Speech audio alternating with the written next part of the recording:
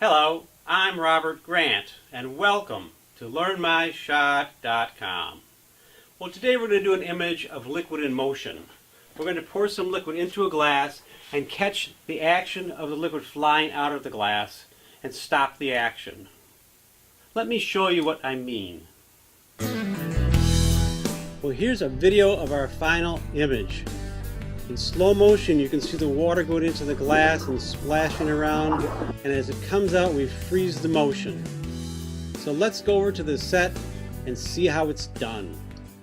Well, here we have a glass taped to a boom stand, our camera set in front. We're using a roll of vellum between the light and our glass. And our light source is a 100-watt halogen outdoor spotlight in a clamp lamp. Okay, let's go over our camera settings. We're using manual, and at manual, when we get our cursor right in the middle indicating a correct exposure, it says 1/100th of a second at f5, and we're at ISO 100. We also are using the camera on continuous, so as you press the shutter, it fires rapid fire. So as we pour the liquid, it's going to catch as many frames in a row as possible, getting the different amounts of spill that are happening in the glass. So I'm using a little bucket of water here with a standard measuring cup. Okay. And as we pour, we just hold the shutter down. There we go. So let's take a look at that exposure. Well, that's not bad for a start, but let's make some adjustments to this. Well, I think we could use a little more drama, so I'm going to close down to 1/200th of a second, which is twice as fast, and I'm going to go to f6.3.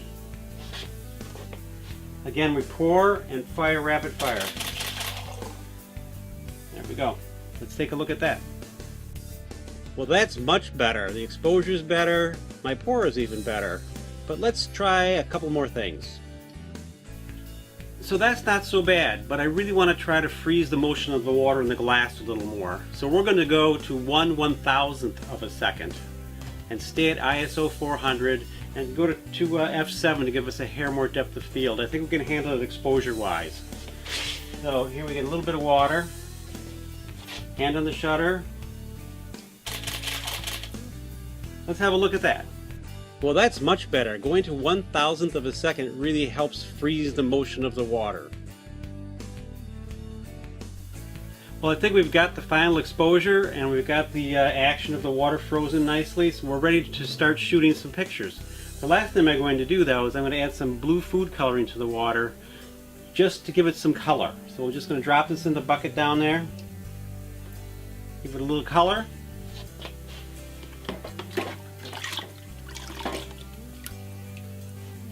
Hand on the shutter.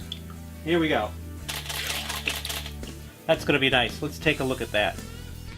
That looks great. I love the blue color of the water. I think it adds interest and dimension in the liquid. Let's have a slow motion look at what we're doing. So as the camera is firing, it's catching and stopping the motion of the water.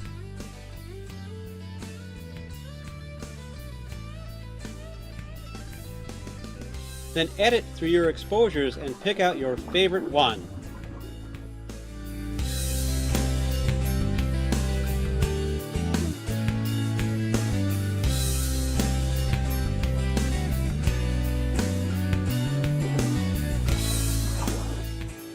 Well, this is my favorite image from our shooting today. I think the splash is very interesting, the motion is great, and I just love it.